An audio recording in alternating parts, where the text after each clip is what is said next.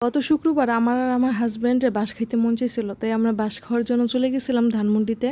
শুক্রবার দিন কিন্তু তেমন কোনো বৃষ্টি ছিল না, বিকালবেলায় হালকা একটু গুঁড়ি গুঁড়ি বৃষ্টি পড়ছে, তারপরে একদম বন্ধ ছিল।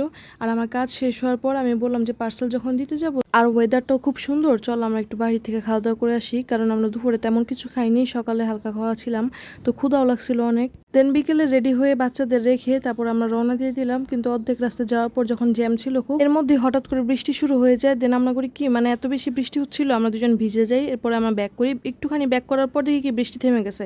ও বৃষ্টি থেমে যাওয়ার পর আমার হাজবেন্ড বলে কি না চলো আজকে যাবোই, কারণ লইট্টা ফ্রাই খাওয়ার জন্য আমাদের জান বের হয়ে যাচ্ছিল। এবছর আমাদের কক্সবাজার যাওয়া হয়নি, আমরা লইট্টা ফ্রাই দুইজনই খুব মিস করতেছিলাম।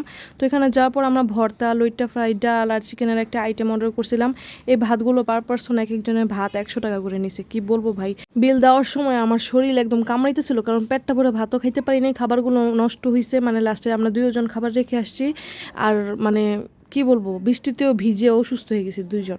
তো এই ছিল আজকের ভিডিও, ভালো লাগলে লাইক কমেন্ট শেয়ার করে দিবেন। Bye bye.